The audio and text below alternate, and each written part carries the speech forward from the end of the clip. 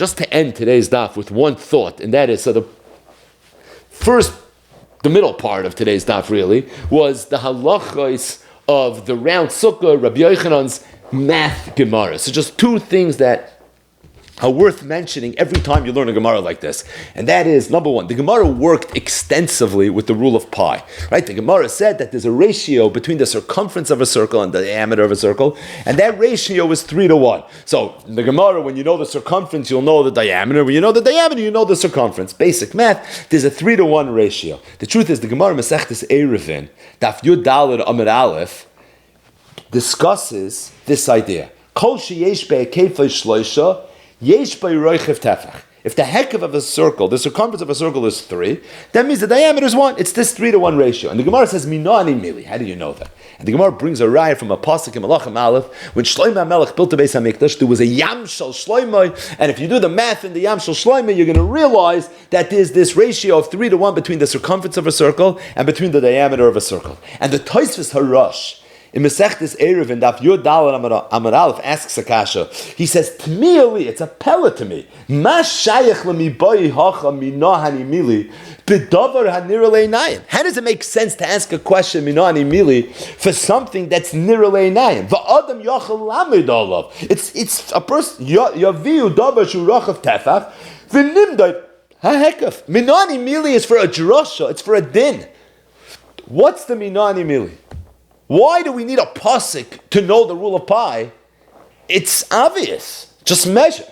Says the Taisir Rosh, is very, very important yesod.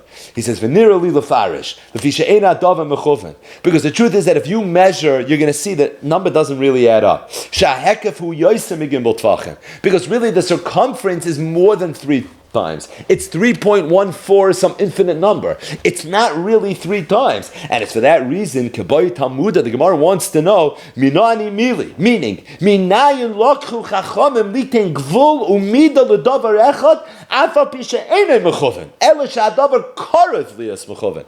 How do you know that you're allowed to round off the number? It's not 3-1, it's 3.14-1, which would have implications in halacha. Elamai, if you're saying 3-1, kol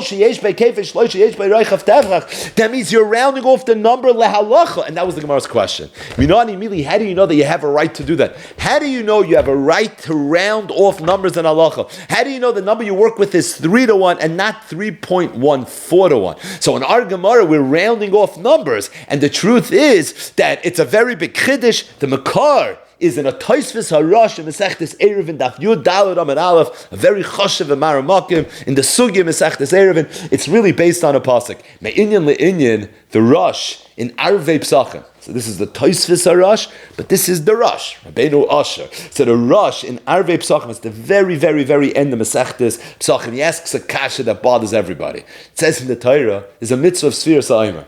So what does the Torah say? Shevesh Habasa is Timima is Tiyani. You're supposed to count 7 weeks. And then it says Tisperu Chamishim Yoim. You're supposed to count 50 days. So it's 7 weeks and it's 50 days. Mitzvah Lemimni Yoimi, Tisperu Chamishim Yoim, Umitzvah Lemimni Shvui, Shevesh Habasa.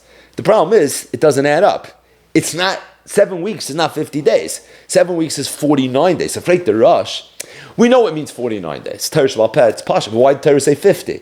If it means 49, why would the Torah say 50? That's the Rosh's kasha. Yesh makshen. He says, some people ask this question. Why would the Torah say Tisbur Chamishim Yoim if the number is really 49? So he says he's seen many terutzim. And every teretz that he ever saw, said the Rosh, is forced.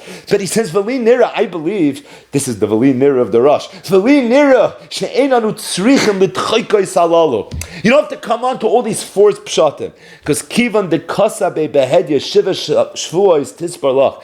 Being that it says in the Torah 7 weeks, we know it's 7 weeks. You can ask me a kasha, why did it say 50 days? Loi kasha midi. It's not even a little bit shver. Shekein derech ha-mikro, because that's the derech of a pasuk. Kishemagia ha-minyan l'schum asiris pachas achas. If you get close to the number, off by one, yeah, you're only off by one. Like in Gematria sometimes, you could be off by one. If you're only off by one, so what's the halacha? Moina oisay becheshben asiris ve'enay mashkiach al chisaron. It's such a big chiddush, you have to read it inside. That you're allowed to be off by one, and you're allowed to round off a number, and it's not a big deal. And says the Rosh, if you're not comfortable with what I'm telling you, starting to squirm a little bit, I'll give you precedent from it. Kiyotzaboy. I'll tell you two rayas. Number one, Kol Nefesh Lebeis Yaakov Abba Mitzrayim Shivim Nefesh. When Yaakov Avinu and the family, they came to visit Yosef and they went to Mitzrayim at the very, very beginning.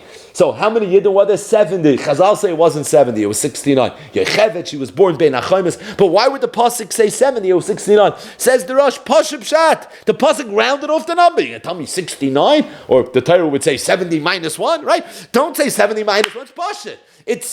We're rounding off the number. He says, I'll tell you another ayah. You give a person Malchus. How many Malchus? 39. If you give a person 40, you're over a loisase in the Torah, right? Then the Shlech Bezdin ends up getting Malchus, maybe. But if you look at the pasuk, Torah doesn't say 39. It says in the Torah, Arba'im Yakenu. It says 40. I thought it's 39. It's up to Rush. The Torah says you round off numbers. So you see that you round off numbers, and it's something that is not only in the pasuk, Tisbru Chamishim Yom, when it's really 59, and it's Arba'im Yakenu, it's really 39, and it's B'Shivim Nefesh Yadu Aviseinu L'Mitzrayim, even though it was really only 69, but it's really more than that. It's even in halacha, and that's one of the takeaways in today's daf, and the fact that we're working with the rule of pi. So there's a fundamental principle that we can take with us, and that is you're allowed to round off numbers. I mean, don't try this at home. Obviously, it has to be done under the supervision and the guidance of your local rabbi, but there is a concept of rounding off numbers when it comes to halacha. Just one other ha'ara as it relates to today's daf, and that is there was another mathematical formula that reigned very prominently in today's daf, and that is that if you draw a line from one corner of a square to the other corner of the square, the diagonal of the square is going to be 1.4 times the size of any one of the squares. If you look at Tosfos, the bottom Tosfos on Daf Ches Amud Aleph, Tosfos says, Ein hachesh bin mechuven. The number doesn't really add up. V'loy dak. It's not an exact number. Loy dak, the theme of Daf Ches Amud Aleph. The ikar tvei porta. Because really the number is a little bit more. And Tosfos gives a whole cheshbon of how you can figure out that the number is not precise. So it's not precise.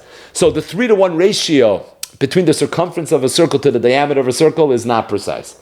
And this ratio, the relationship between the diagonal of a square and the size of a square, which we said is 1.4 to 1, is not precise either. And Tosfos speaks it out. He says, we worked with it in the Gemara. The teretz is like we said, we're rounding off numbers. Just like we're working with pi, even though it's not a perfect number, and we're working with it as being 3 to 1. So there's no reason you shouldn't be able to work with this as well. But just to end, there's a very interesting tshuva from Moshe Feinstein. And this is an Igros Moshe. It's in Yeridei Chelik Beis. It's Simin Kuf Memvav. Now this tshuva was discussing end-of-life shaylas. So really it's discussing Dvarim ha'oimdim berumay shalaylam. But Toich Dvarav, in the middle of the tshuva, it's in parentheses. So Ramosha says as follows. He says, Va'agav urchi, I want to tell you.